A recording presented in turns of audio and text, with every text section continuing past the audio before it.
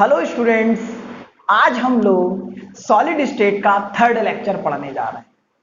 इससे पहले हम लोगों ने इंपेरिकल फॉर्मूला के बारे में पढ़ा था, जिसमें मैंने बहुत फोर्स देकर बात कही थी। मैंने कहा ये जो आप पढ़ने जा रहे हो ये बहुत ज़्यादा इंपॉर्टेंट है। आज हम लोग पढ़ने जा रहे हैं, ध्यान दीजिएगा, एक नया टॉपिक।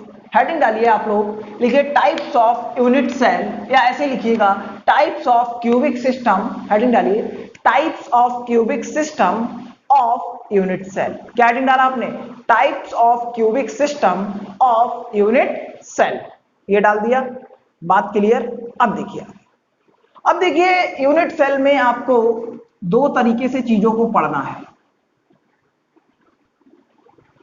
क्या क्या पढ़ना है? परमिटिव में क्या आता है और नॉन परमिटिव में क्या आता है। देखिए अब परमिटिव और नॉन परमिटिव।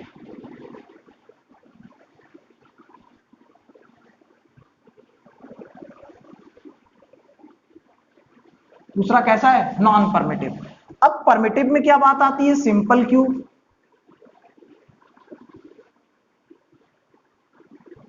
क्या आता है? Simple cube. और नॉन परमिटिव में क्या आता है? बीसीसी और FCC,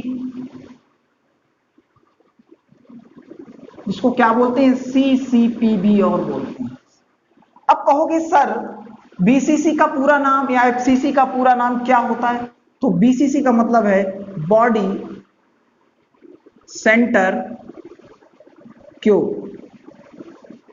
body centre cube. FCC का मतलब क्या है? Phase centre cube. ठीक। इसके बाद सीसी की भी, सीसीपी की बात करें, क्या होता है? इसकी फुल फॉर्म होती है क्यूबिक क्लोज्ड पैक्ड स्ट्रक्चर। क्या मतलब होता है? Cubic closed packed structure. इतनी बात समझ में आ गई आपको? इतना आपको क्लियर हो गया? बिल्कुल ठीक। अब देखो, अगर आपको इतनी बात क्लियर हो गई मेरी, तो आगे देखो क्या होगा, ध्यान से समझना। सिंपल क्यूब का मतलब क्या होता है?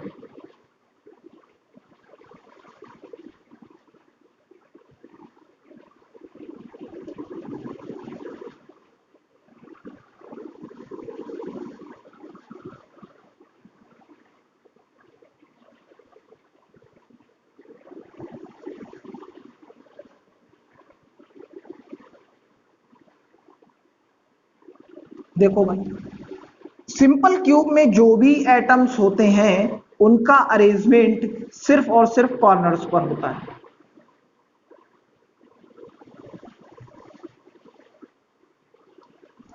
क्लियर बात? अब देखो बीसीसी में क्या होता है।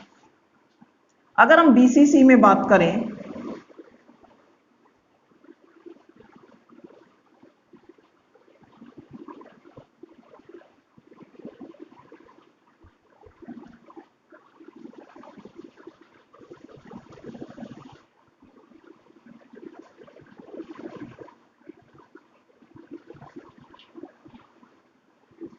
देखो भाई, अगर हम बीसीसी में बात करें तो देखो बीसीसी में क्या होगा, जो भी एटम्स का अरेंजमेंट है वो कॉर्नर पर होगा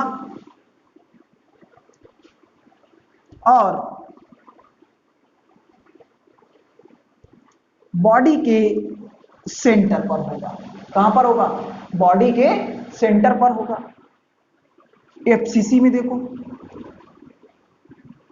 कभी भी क्वेश्चन में एफसीसी बोला जाए या सीसीपी बोला जाए,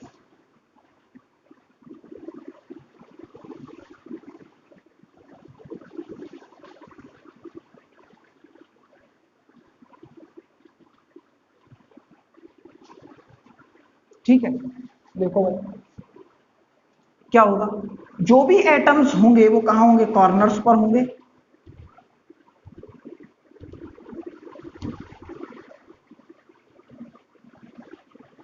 और फेस के सेंटर पर होंगे। कहां पर होंगे?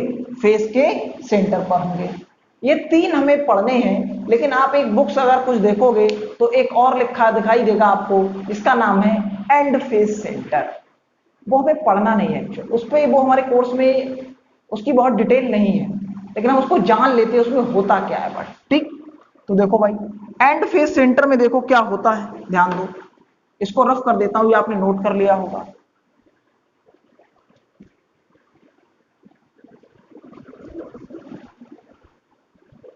अलग से है एंड फेज सेंटर। तो देखो भाई, and phase centre, and phase centre. अब देखो भाई, एंड फेज सेंटर में क्या है,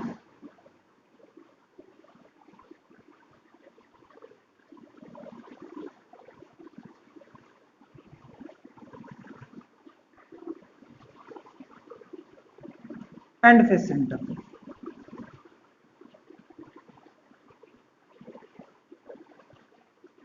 देखो भाई, एंड फेज सेंटर में क्या है, बात क्लियर।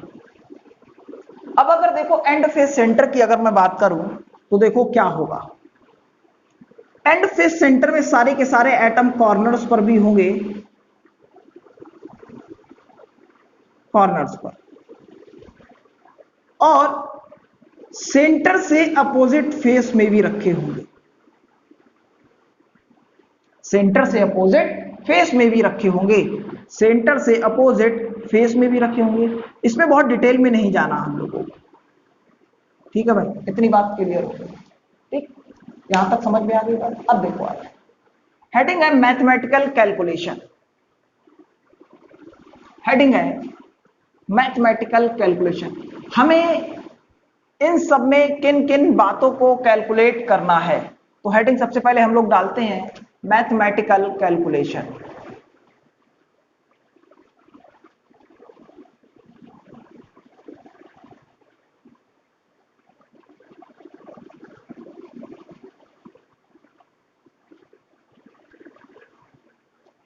मैथमेटिकल कैलकुलेशन,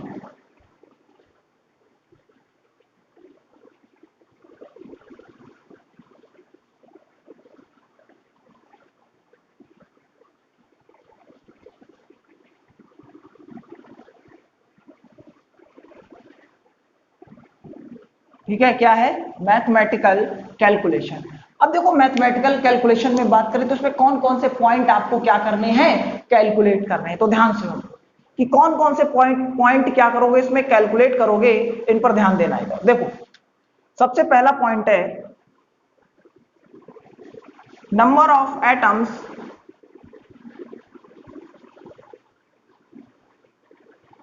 पर यूनिट सेल, या जिसको बोलते हैं सेल कांस्टेंट।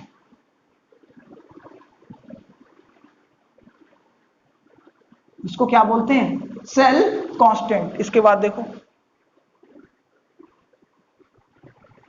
दूसरा पॉइंट, दूसरा पॉइंट आता है वॉल्यूम ऑफ, वॉल्यूम ऑफ, दूसरा पॉइंट आता है volume of, volume of unit cell. ठीक, तीसरा पैकिंग इफिशियंसी, इसको लिखा मैंने शॉर्ट में पीई, क्या है ये, पैकिंग इफिशियंसी। चौथा density of unit cell, density of unit cell. ठीक, इतनी बातें आपको क्या आ गई, समझ में आ गई हो। सबसे पहले इन तीनों स्ट्रक्चर के लिए हम लोग क्या कैलकुलेट करते हैं, number of atoms per unit cell या सेल कांस्टेंट कैलकुलेट करते हैं। ठीक है, बात क्लियर। देखो अब अगर हम सबसे पहले, अगर हम सबसे पहले क्या कैलकुलेट करते हैं, number of atom present, number of atom per unit cell,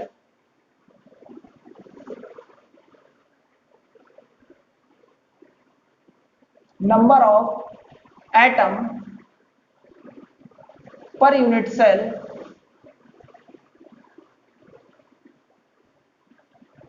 number of atom per unit cell या सेल कांस्टेंट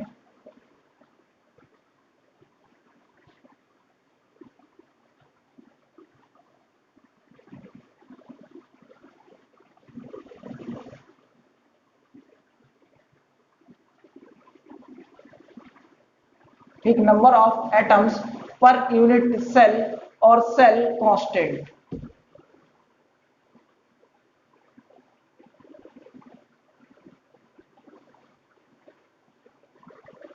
जिसको डिनोट किया जाता है जेड से। किससे डिनोट किया जाता है? जेड से। देखो भाई, अब आपको कैसे कैलकुलेट करना देखना है इधर। देखो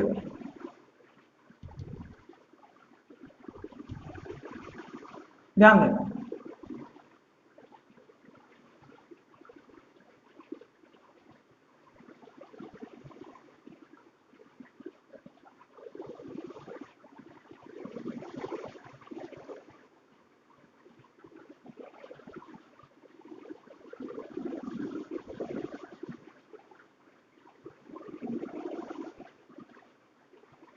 ध्यान दीजिए। ठीक, ये क्यूब बना दिया, लेकिन सबसे पहले मैं बात कर रहा हूं सिंपल क्यूब की। इसको बोलते हैं परमिटिव। क्या बोलते हैं? परमिटिव बोलते हैं। देखो भाई, इसमें एटम्स का अरेंजमेंट कॉर्नर्स पर होता है सिर्फ।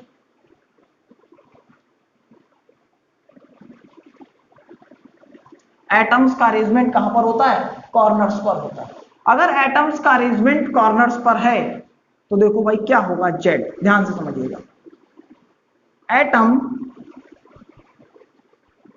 Present at corner. ठीक, अब देखो कंट्रीब्यूशन एट कॉर्नर कितना होगा? कंट्रीब्यूशन एट कॉर्नर कितना होगा? ध्यान दीजिएगा, अगर कंट्रीब्यूशन एट कॉर्नर की बात की जाए तो कितना होगा? 1/8। और टोटल कॉर्नर उल्टा लिख देता हूं मैं, टोटल कॉर्नर है 8 और एक कॉर्नर पे कंट्रीब्यूशन होता है 1/8। 8 से 8 क्या हो गया? कैंसिल आउट हो गया। ये कितना आ गया? 1 आ गया। कितना आ गया? 1 आ गया। और तो कहीं पर एटम नहीं रखे दिखाई दे रहे हैं आपको। तो total number of atom per unit cell या cell constant Z simple cube के लिए कितना आ गया? 1। ये फिक्स है, ये फिक्स है। कभी भी बोला जाएगा क्वेश्चन में, अगर जेड नहीं देगा कभी भी, आपको पता होना चाहिए कि परमिटिव के लिए या सिंपल क्यूब के लिए जेड की वैल्यू कितनी होती है? 1 होती है। बात क्लियर? ये पता होना चाहिए आपको, बिल्कुल याद रहना चाहिए। पेपर में नहीं लिखेगा, पेपर में सिर्फ इतना लिखेगा कि क्यूब कैसा है? सिंपल है, बस इतना लिखेगा और कुछ नहीं लिखेगा। अब देखो आगे आप ध्यान से,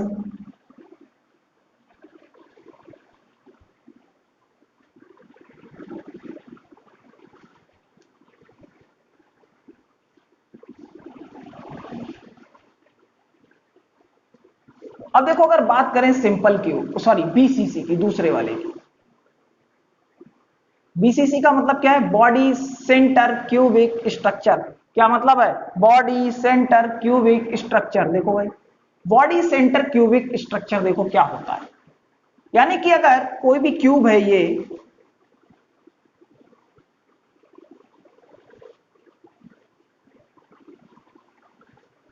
जो भी एटम्स हैं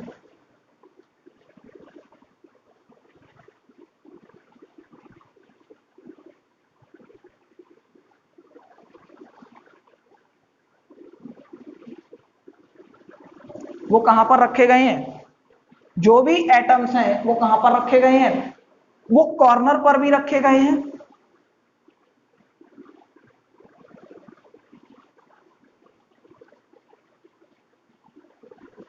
और बॉडी के सेंटर पर भी रखे गए हैं। कहां पर रखे गए हैं? बॉडी के सेंटर पर भी रखे गए हैं। ठीक, बात क्लियर? समझो। तो मैं क्या लिखता हूं? कंट्रीब्यूशन एट कॉर्नर कितना होगा 8 इंटू 1/8, तो कितना आ गया 1 आ गया। Present at body centre, present at body centre, present at body centre, body के सेंटर पर कितना होगा 1 होगा। कितना होगा 1 होगा। टोटल एटम कितना हो गया बीसीसी के लिए, एक बॉडी सेंटर पर है और एक किस पे आया, कंट्रीब्यूशन कॉर्नर पर आया, तो 1 + 1 भगवान की दुआ से कितना होता है 2। यानी बीसीसी के लिए जेड हमेशा कितना लगाओगे 2 लगाओगे भैया। इतनी बात सबको क्लियर हो गई होगी, नोट कर लो, मैं साइड हो जाता हूं। इसमें देखो किसी को कोई कंफ्यूजन भरी बात नहीं है, देख लो भाई, नोट कर लो। यहां तक बात क्लियर की फिक्स है, बीसीसी के लिए कितना आएगा जेड 2 आएगा। अब देखो भाई अगला एफसीसी के लिए तीसरा,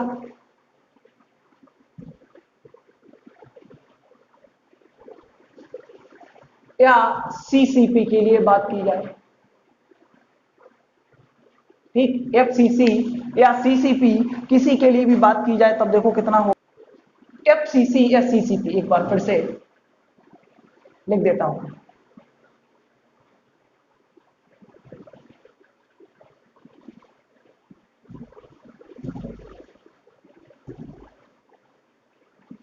एफसीसी या सीसीपी, ठीक। अब देखो एफसीसी या सीसीपी में देखो ये क्यूब है,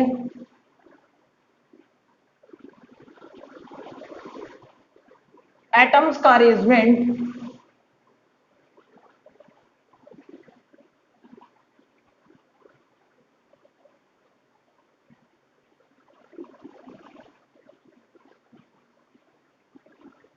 एटम्स का जो अरेंजमेंट है वो किस तरीके से होता है, एक तो कॉर्नर्स पर होता है,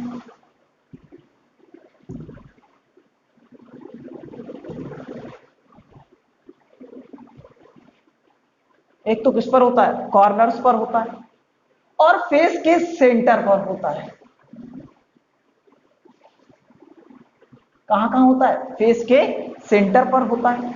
बात क्लियर। अब देखो भाई अगर फेस के सेंटर पर होता है तो इधर ध्यान दो, इधर ही देखो, इधर इधर देखो।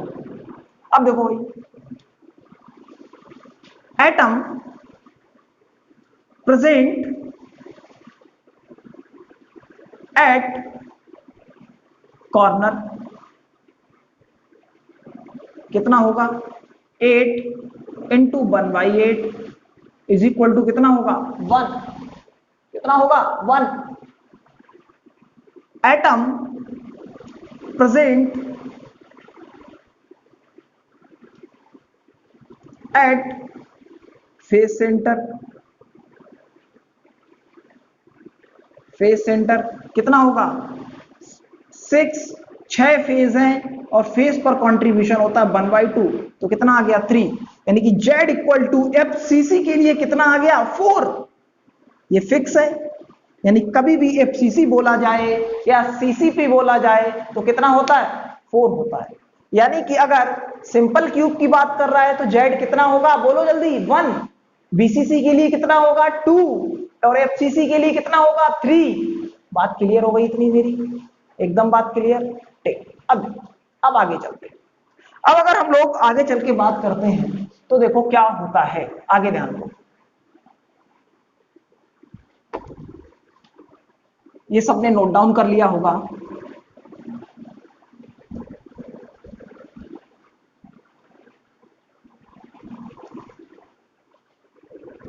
एक बहुत छोटी सी बात है जैसे वॉल्यूम ऑफ यूनिट सेल, ठीक है, उसको ध्यान से समझना। देखो भाई वॉल्यूम ऑफ यूनिट सेल दूसरा पॉइंट है,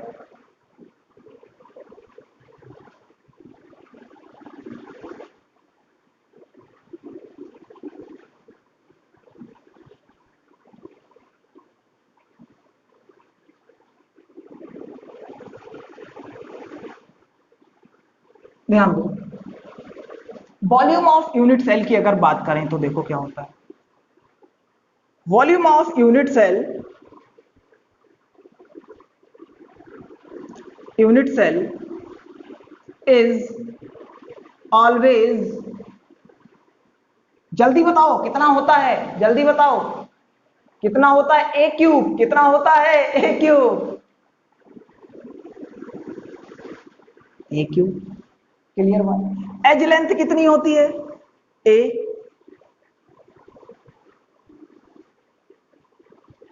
एज लेंथ कितनी होती है, ए। भाई यही तो क्यूब है।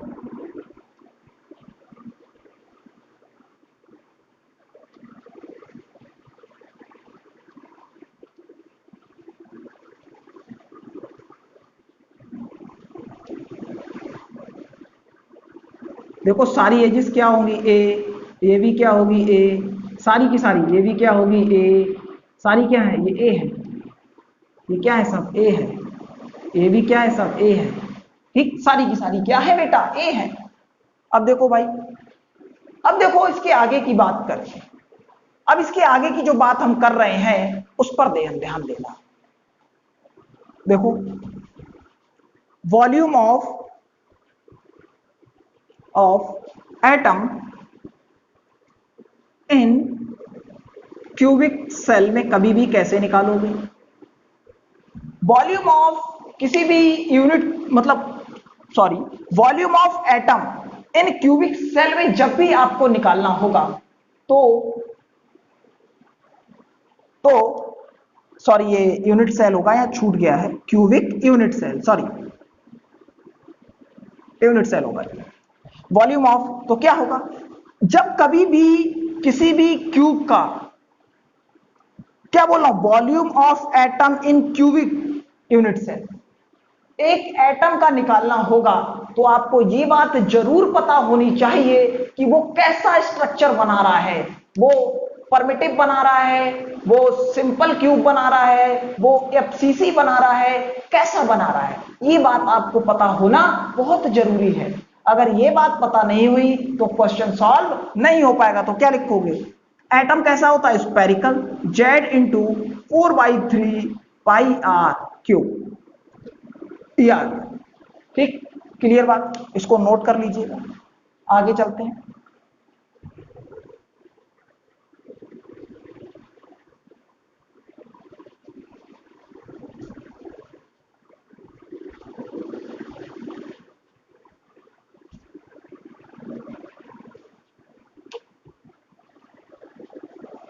ध्यान दीजिए आप, अगली बात आती है पैकिंग इफिशियंसी की। पैकिंग इफिशियंसी क्या बोलते हैं इसको, पैकिंग इफिशियंसी बोलते हैं। अब देखो पैकिंग इफिशियंसी की बात करें तो सबसे पहले मतलब समझो पैकिंग इफिशियंसी का क्या होता है। सबसे पहले मतलब समझो कि पैकिंग इफिशियंसी का मतलब क्या होता है, ठीक है। अब देखो समझाने जा रहे हैं आपको सबसे पहले पैकिंग इफिशियंसी का मतलब। देखिए कि packing efficiency is the percentage of total space filled by the particle।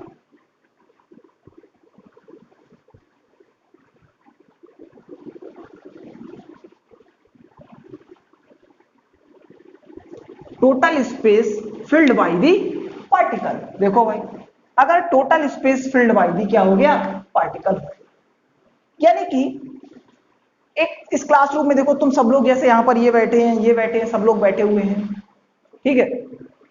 अब मैं बोलूं बगल वाली क्लास में कितने परसेंट बच्चे बैठे हुए हैं, यही तो है, मैं यही तो बोल रहा हूं कि बगल वाले क्लास में कितने बच्चों ने स्पेस को ऑक्यूपाई कर रखा है, कितना स्पेस, कितना परसेंट स्पेस फिल्ड है, यही तो बता रहा हूं, कितना स्पेस बचा हुआ है। मान लो एक क्लास में 40 बच्चे हैं, आज क्लास में 30 ही आए, तो 10 बच्चों का स्पेस फिल्ड हो गया, तो वो रिमेनिंग स्पेस आप निकाल सकते हो। बात समझ में आ गई थी। तो क्या बोला मैंने कि total packing efficiency is the percentage of total space filled by the particle. अब देखो पैकिंग इफिशियंसी क्या होती है, packing efficiency is equal to small b upon capital B. क्या आता है? Small b upon capital B. तो देखो यानी कि packing efficiency is equal to packing efficiency is equal to volume of lattice point, volume of lattice point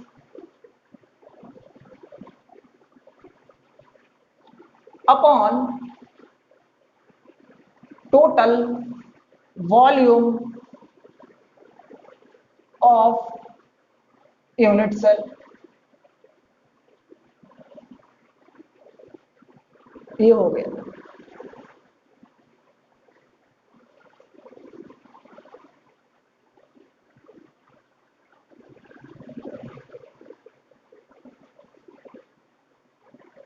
ये देखो बात क्लियर यहां तक।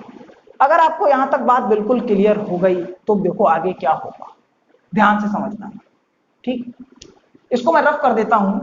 इसके आगे देखिए एक चीज और लिखता हूं यहां पर, यानी कि packing efficiency is equal to volume of lattice point का मतलब हो गया वॉल्यूम ऑफ एटम। कितना निकाल चुके हो? Z into 4/3 pi R cube upon total volume कितना होता है? Total volume A cube. ये आ गया।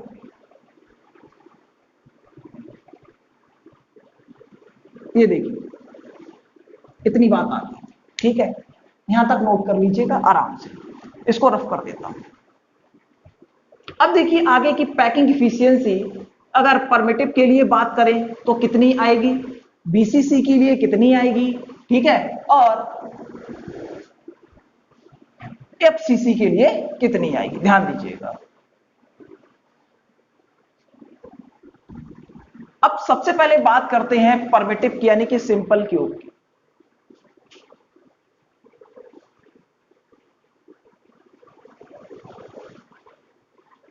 सिंपल क्यूब की बात करते हैं तो देखो सिंपल क्यूब में क्या होता है। जैसे एक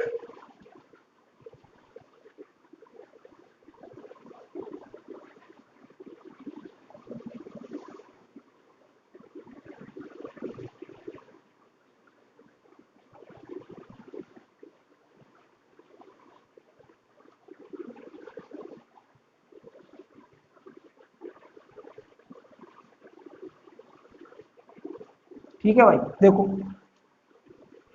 यानी कि आपको मैंने इतना बताया था कि परमिटिव में एटम्स का अरेंजमेंट कॉर्नर पर है।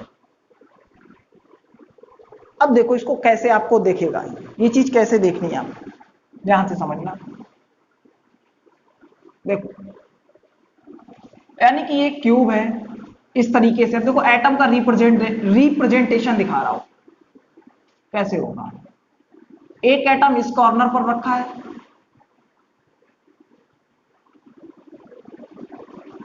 ठीक, दूसरा एटम इस कॉर्नर पर रखा है, तीसरा एटम इस कॉर्नर पर रखा है और चौथा एटम इस कॉर्नर पर रखा है।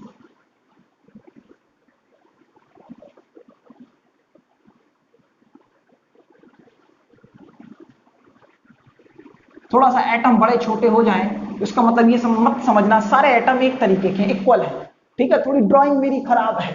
ओके, देखो यानी कि आप इतना जानते हो कि सेंटर से सरकमफेरेंस तक की डिस्टेंस ये क्या हो गई, रेडियस हो गई, और यहां से यहां तक की ये क्या हो गई, रेडियस हो गई।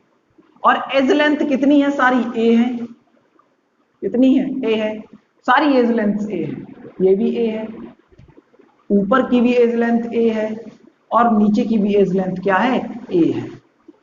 तो ये आर यहां से यहां तक आर और यहां से यहां तक आर, ये कितना हो गया, ए इज इक्वल टू ये कह दो पॉइंट ए है, ये बी है, ये सी है, ये डी है। तो ए इज इक्वल टू कितना आ गया, 2r आ गया।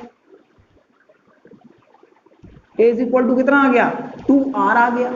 अब अगर ए इज इक्वल टू 2r आ गया तो देखो पैकिंग इफिशियंसी कितनी आएगी, ध्यान दो।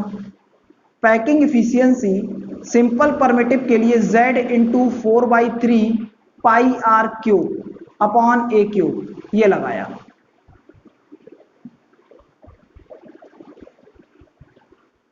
ये लगाया। सिंपल परमिटिव के लिए Z आप जानते हो कितना होता है, 1 इंटू 4/3 पाई, आर की जगह कितना रखोगे, आर क्यूब ही रहने दो, अपॉन ए की जगह कितना रखोगे, 2 का क्यूब कितना हो जाएगा, 8r क्यूब। क्यों a इज इक्वल टू कितना आया, 2r को मैंने यहां क्या रख दिया, सब्स्टिट्यूट कर दिया। इस r क्यूब से ये r क्यूब क्या हो गया, कैंसिल आउट हो गया। बात क्लियर, यहां तक इतनी बात समझ में आ गई, ठीक है। 4 2 जा कितना हो गया, 8 हो गया, तो ये कितना आ गया, π/6 आ गया। और π/6 का मतलब हो गया, ये आएगा 0.52, कितना आएगा 0.52, यानी कि पैकिंग इफिशियंसी आ गई 52%। इफिशियंसी है तो किस में आएगी, परसेंटेज में आएगी। कितनी आ गई, पैकिंग इफिशियंसी आ गई 52%। इसको आप पहले नोट कर लीजिएगा, देख लीजिएगा अच्छे से, मैं साइड हो जाता हूं। अब आपने इतना देख लिया, अगर पूरा जो मैंने डेरिवेशन बताया आप अच्छे से इसको समझ गए। अब इसमें अगर आपसे पूछा जाए कि अनऑक्यूपाइड स्पेस कितना होगा, अनऑक्यूपाइड स्पेस का मतलब समझो कि जो बचा हुआ स्पेस है, जो एटम ने नहीं घेर रखा है, ठीक, जो एटम ने नहीं घेर रखा है वो स्पेस कितना होगा। देखो भाई,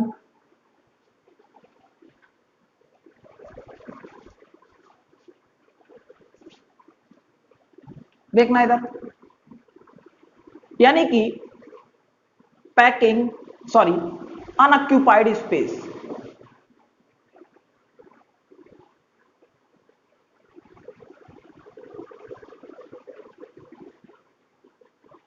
अनऑक्यूपाइड स्पेस कैसे निकालोगे, 1 माइनस 1 में से क्या करोगे, जो भी आया है 0.52 उसको क्या कर दोगे, माइनस कर दोगे, तो कितना आ गया 0.48, यानी कि अनऑक्यूपाइड स्पेस कितना आ गया 48%। परसेंटेज में देखो तो ये बात हो गई सिंपल परमिटिव की। नोट कर लीजिए यहां तक पूरा, इसे आपने नोट कर लिया होगा। अब देखो, अब मैं थोड़ा सा आगे चलता हूं, ठीक। अब बीसीसी की बात करता हूं, इसको ध्यान से समझना।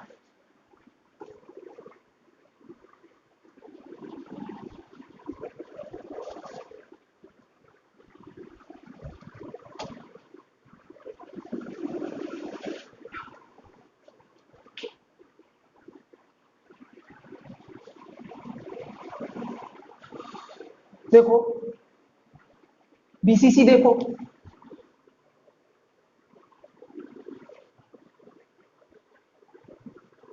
देखो भाई, आपको पता है बीसीसी में जो एटम्स का अरेंजमेंट था वो किस तरीके से था।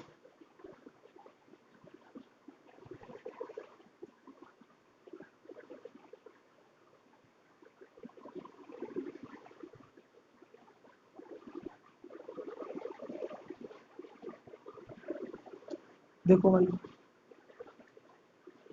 सब कहां पर रखे हैं, कॉर्नर्स पर रखे हैं, और कहां पर रखे हैं, बॉडी के सेंटर पर रखे हैं। कहां पर रखे हैं, बॉडी के सेंटर पर रख कर रहे हैं। अब देखो इसका विजुअलाइजेशन समझो। देखो भाई, एज लेंथ क्या है,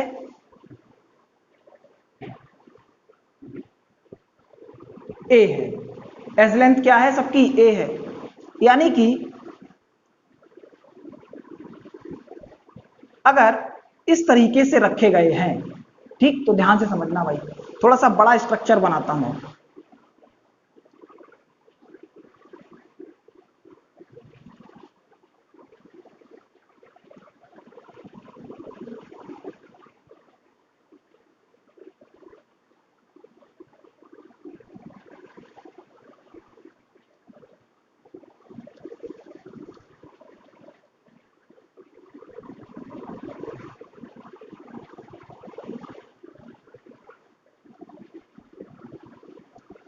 देखो भाई, ये पॉइंट है ए, ये है वी, ये है सी, ये है डी, ये है ई, और सब पे जो मर्जी वो दे दो, एफ जी, जो मर्जी वो कर लो, ठीक। देखो बीसीसी की बात है, एटम कॉर्नर्स पर रखे हैं और बॉडी के सेंटर पर रखे हुए हैं। तो एक बात समझना जरा,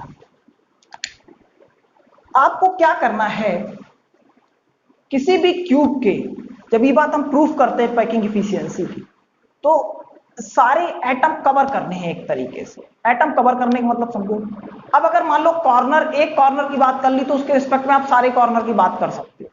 तो जो सेंटर का एटम है उसको भी आपको क्या करना पड़ेगा, कवर करना पड़ेगा। और उसका एक तरीका है, यहां से क्या डालो, बॉडी डायगोनल डालो। जब आप बॉडी का पर डायगोनल डाल दोगे तो ये एटम भी क्या हो जाएगा, कवर हो जाएगा, और हमारी ज्योमेट्री जो है वो क्या हो जाएगी, क्लियर हो जाएगी। तो देखो आपने अगर यहां से एक डायगोनल डाल दिया, नहीं अगर आप डायगोनल नहीं डालोगे तो ये टर्म छूट जाएगा, कैलकुलेट नहीं होगा, पैकिंग एफिशिएंसी आपकी करेक्ट नहीं आएगी। ये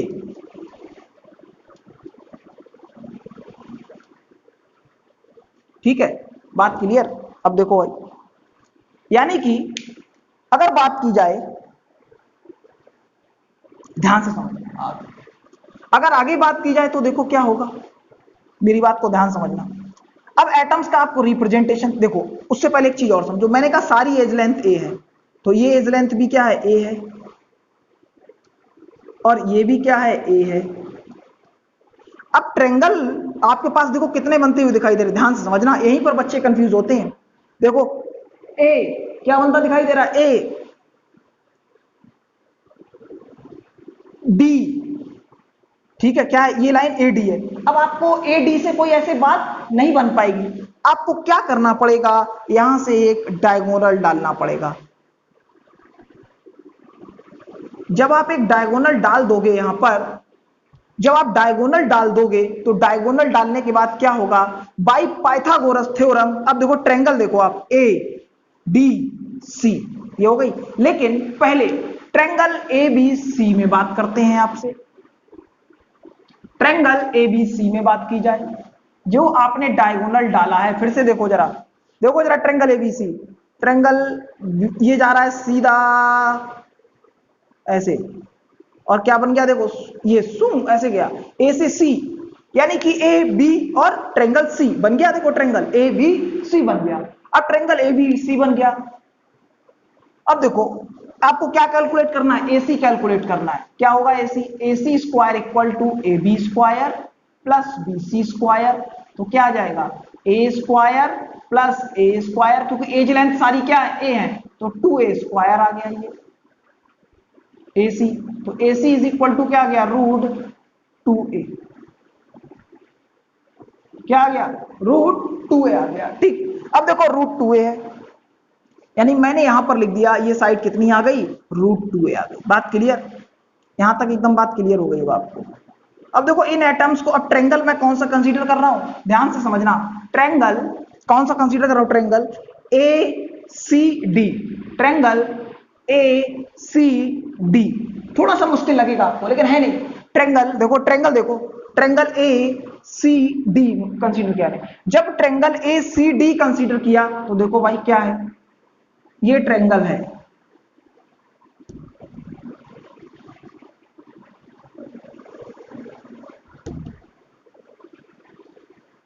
ये हो गया ए, ये हो गया सी, और ये पॉइंट हो गया डी। देखो एक कॉर्नर पर एक एटम है, यही तो वो लाइन है ए से डी, सेंटर पे भी एटम है, और इस डी कॉर्नर पे भी क्या है, एटम है।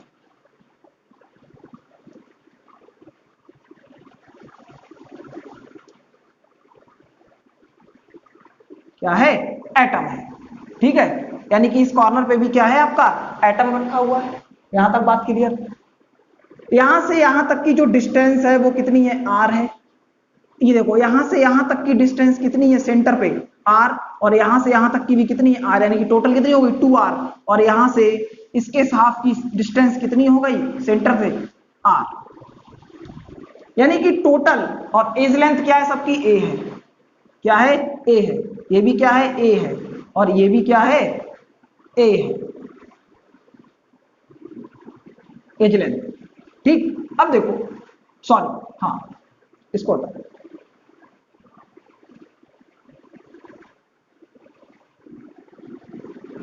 कितनी आ गई, ए है, देखो ठीक, बात क्लियर। अब यहां से एक चीज देखो आप, अगर आपको एक बात समझ में आई हो, तो जो ए से सी था, मैंने यहां लिखा ए, क्या देखो इस डायग्राम को देखो, ए से सी ए आया था क्या, नहीं, कितना आया था, √2a आया था, कितना आया था, तो यहां ए नहीं लिखोगे, √2a लिखोगे। ये गलती मत कर देना, बच्चे यही गलती करते हैं।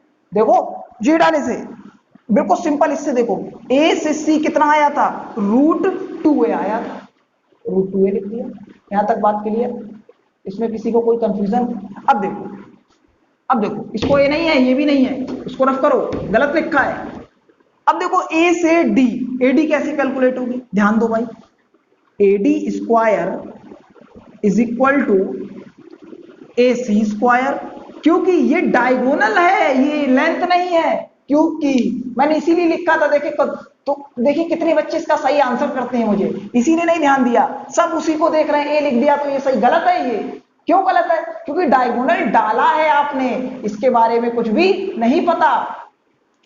तो देखो A C square plus B C square, यानी कि ए सी कितना है, √2a का स्क्वायर, प्लस बी सी कितना है, ए स्क्वायर, तो √2 का मतलब क्या हो गया, 2a square plus A square, A D is equal to कितना आ गया, A D is equal to कितना आ गया, जल्दी बोलो, A D square equal to आ गया 3a स्क्वायर, तो A D is equal to कितना आ गया, √3a आ गया,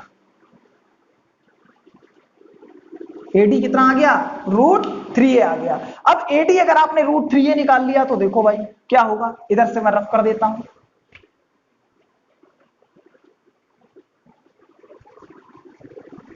कितना आ गया, √3a आ गया।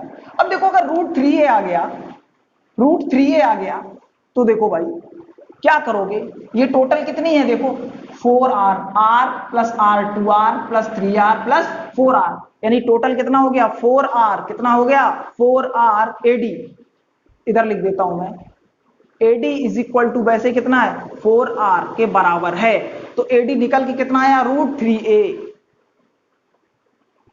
इज इक्वल टू 4r, तो r इज इक्वल टू कितना आ गया बीसीसी के लिए, √3a/4, बहुत क्वेश्चन पूछे जाते हैं इस पे, r is equal to √3a/4, क्या आ गया।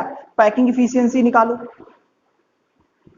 z के लिए कितना होता है 2, 4/3 पाई, r की जगह कितना रखोगे, √3a, अब सॉरी यहां पर r ही रहने दो, यहां पर r ही रहने दो, अपॉन देखो कितना होगा, ए की जगह पे देखो कितना आएगा, अब यहां से a इक्वल टू रखो निकाल के, 4r अपॉन √3, कितना आ जाएगा, 4r अपॉन √3, तो लिख लो 4r अपॉन √3, इसे क्या करोगे, पैकिंग इफिशियंसी यहां से कैलकुलेट करोगे, ठीक है, यहां से क्या कर दोगे, पैकिंग इफिशियंसी क्या कर दोगे, कैलकुलेट कर दोगे, पैकिंग इफिशियंसी क्या करोगे, कैलकुलेट कर दोगे, यानी पैकिंग इफिशियंसी यहां से आ जाएगी 0.68, कितनी आ जाएगी, 0.68, इधर मैं रख कर दे,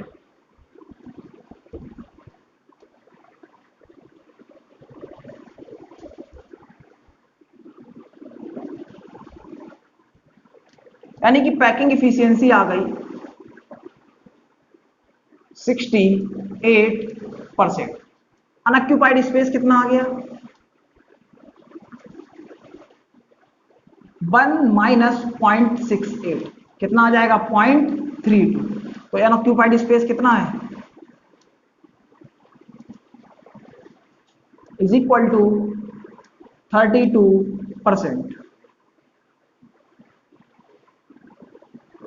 32% आ गया, क्लियर बात, इसको रफ कर देता हूं, ठीक, नोट कर लो इसे अच्छे से। अब लास्ट बात करते हैं एफसीसी की, डेंसिटी को अगले क्लास में पढ़ेंगे, इससे पहले एफसीसी को और खत्म कर देते हैं आज, एफसीसी जो टॉपिक है इसको और फिनिश कर देते हैं, एफसीसी के रिस्पेक्ट में देख लीजिएगा कितना आता है,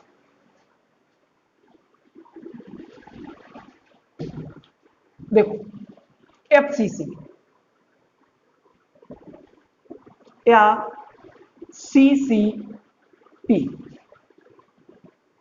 एक क्यूब है, आप जानते हो इतनी बात, हम सब जानते हैं।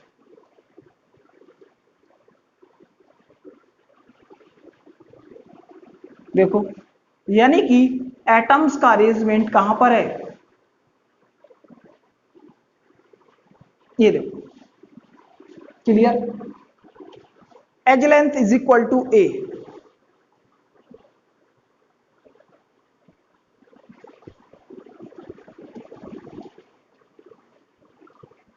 As length of cube is equal to ए।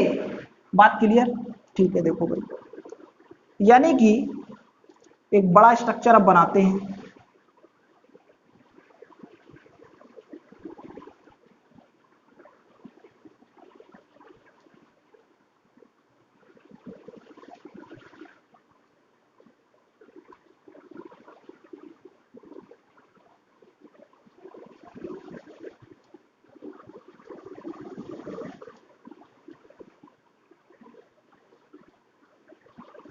देखो भाई, ये पॉइंट ए है, बी है, सी है और डी है। ठीक, बात क्लियर। अब ध्यान दो, एटम कहां पर रखे गए हैं, कॉर्नर पर हैं और फेस पर हैं। यानी एक एटम कहां पर रखा गया, इस फेस पर रखा गया है। ठीक है, ये देखो, इस फेस पर रखा गया है। क्लियर बात? अब देखो, अगर इस फेस पर रखा गया है एटम, तो अब आप आगे देखिएगा कैसे इसकी ज्योमेट्री बनेगी। देखिए ध्यान से इधर। अब यानी कि कैसे, इस वाले इतने सेक्शन को देखना आप, जिसपे मेरा मार्कर घूम रहा है, ये वाला पार्ट, इसको अपने दिमाग में विजुलाइज करना है। जिसपे मैं बार बार मार्कर चला रहा हूं, इसको डार्क कर रहा हूं थोड़ा सा। ये पार्ट देखो। अब अगर इस पार्ट को अगर आपने देख लिया ध्यान से, तो देखो क्या होगा। इसी तरीके से तो एटम रखे गए हैं, जिस तरीके से मैं बता रहा हूं। देख, ध्यान से देखना, मैं आपसे ही एटम्स रखवाऊंगा। देखो भाई, सबसे पहले अच्छा पॉइंट डिनोट कर देता हूं। ये पॉइंट ए है, ये पॉइंट सी है और ये पॉइंट डी है। अब इसमें देखो, ये पॉइंट ए तो ये वाला रहा, सी यानी कि ये क्या पता चल गया, डायगोनल हो गई। और ये एज लेंथ आपको क्या है, पता है। ये भी क्या है, आपको पता है। ठीक, देखो भाई, अब अगर मैं बात करूं ट्रेंगल एबीसी में, ट्रेंगल एबीसी में, ठीक, देखो यहां पर ध्यान से समझना, ये डी नहीं है बेटा, ये क्या है, बी है। क्या है, बी है। ठीक, अब देखो, इस कॉर्नर पर एटम रखा है, मैंने भी रख दिया बेटा।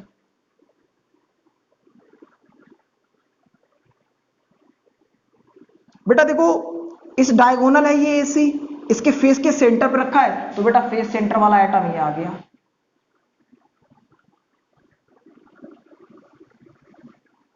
ठीक है बेटा।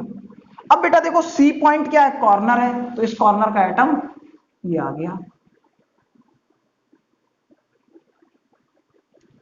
ठीक, ये आ गया। बात इतनी क्लियर हो गई आपको।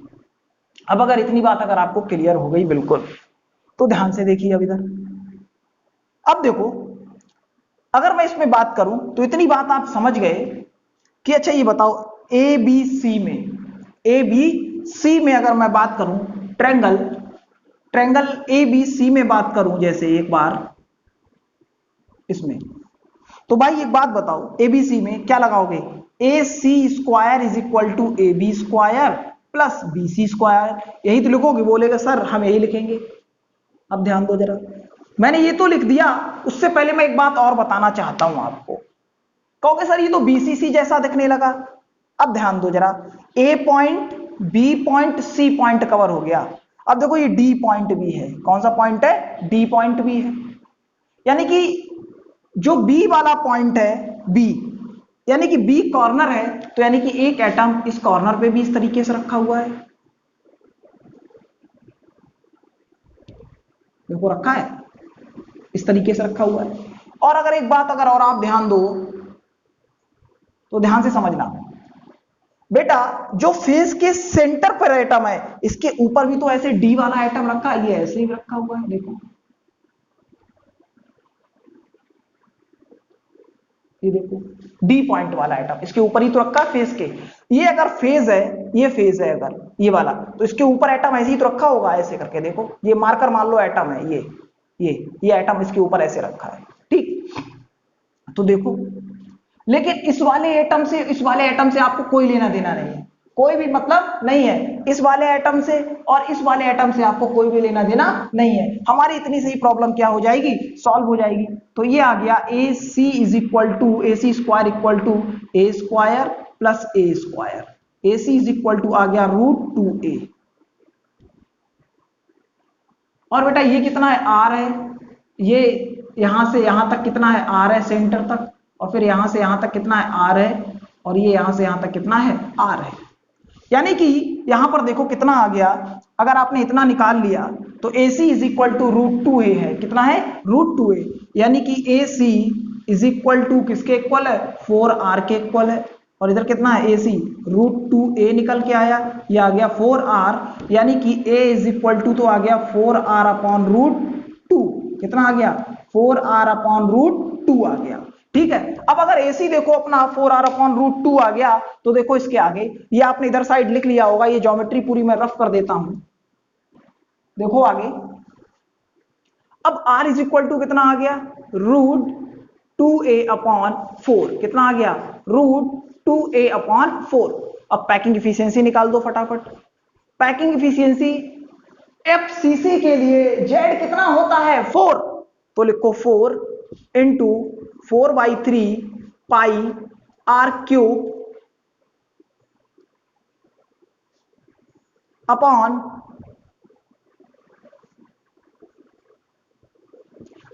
देखो कितना रखोगे, जल्दी बताओ, एक की जगह कितना रखोगे, 4R अपॉन √2 का क्यूब, ठीक, 4R अपॉन √2 का क्यूब। इसको कैलकुलेट करोगे तो पैकिंग इफिशियंसी आएगी यहां से 7.73, यानी कि पैकिंग इफिशियंसी आ गई 73%। कितना आ गया, 73%। इसको मैं रफ कर देता हूं।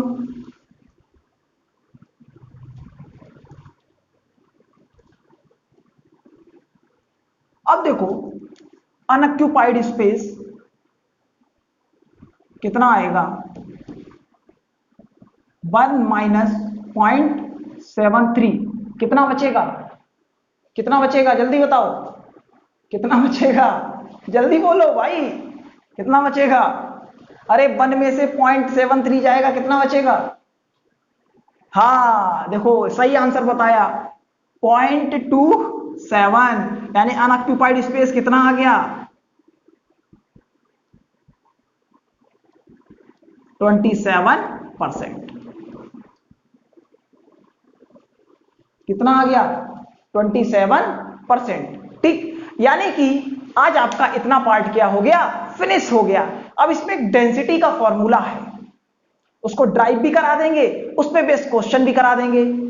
वो बहुत पेपर में जब आता है तो बिल्कुल सीधा सीधा क्वेश्चन आता है, नीट में बिल्कुल सीधा सीधा, बस उसकी कैलकुलेशन बहुत लेंदी होती है।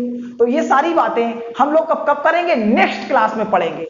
यहां तक इस लेक्चर को अच्छे से पढ़िएगा, अच्छे से समझिएगा, विजुअलाइजेशन करिएगा कि क्या होता है बीसीसी में, क्या होता है एफसीसी में, क्या होता है सिंपल क्यूब में, ठीक है। अब मिलते हैं हम लोग नेक्स्ट क्लास में।